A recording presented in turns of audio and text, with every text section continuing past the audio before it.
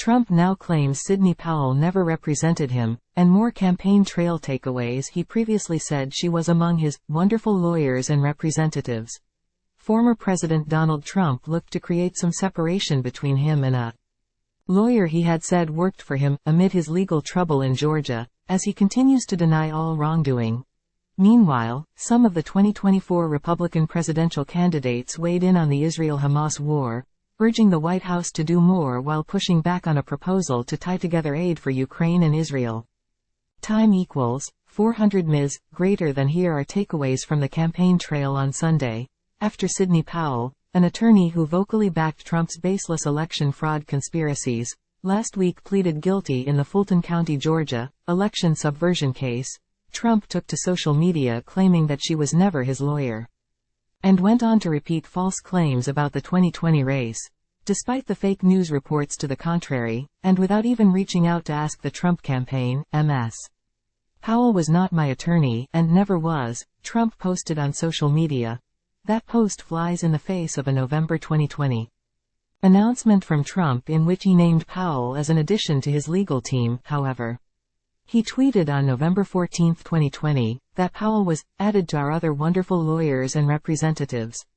Powell has admitted to 6 misdemeanor charges in the Georgia case over efforts to overturn Trump's loss there. As part of the agreement, Powell must testify truthfully about any co-defendants involved in the case, according to the judge. Trump, a co-defendant, has pleaded not guilty to his own charges. South Carolina Senator Tim Scott, the only federal officeholder running for the GOP's 2024 presidential nomination, said on ABC's This Week that he would not support the White House's push for a legislative package that includes military aid for Ukraine and Israel, though he supports sending help to each country.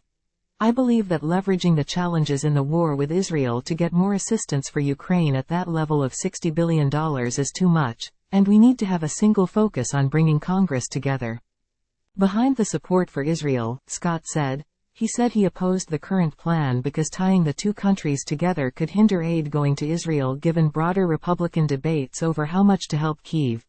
Israel is at the beginning of a long, protracted war, he said.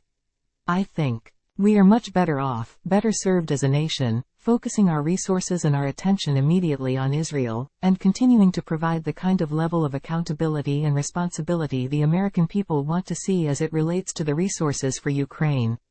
The White House's proposal includes $61 billion for Ukraine, $14 billion for Israel, $7 billion for Taiwan and other Indo-Pacific allies, $9 billion for humanitarian aid in Ukraine, Israel and Gaza, and $14 billion for southern border security with Mexico.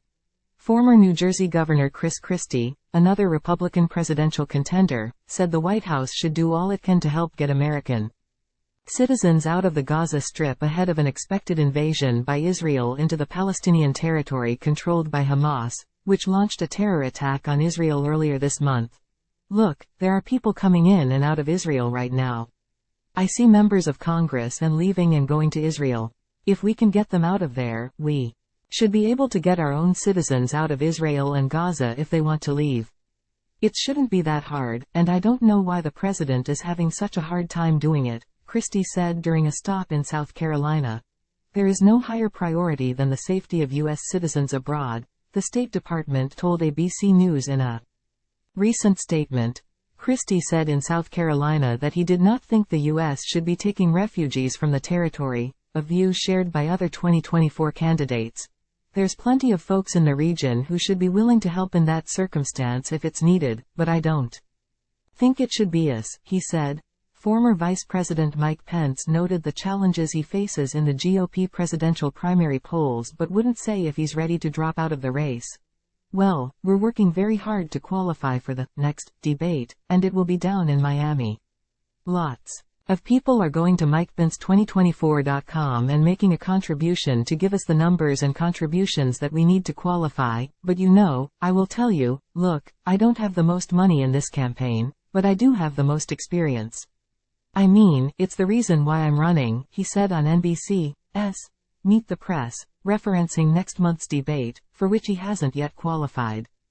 Pence has been mired in the low single digits in most national and statewide polling, according to 538, and financial disclosures show his war chest pales in comparison to other contenders like Trump.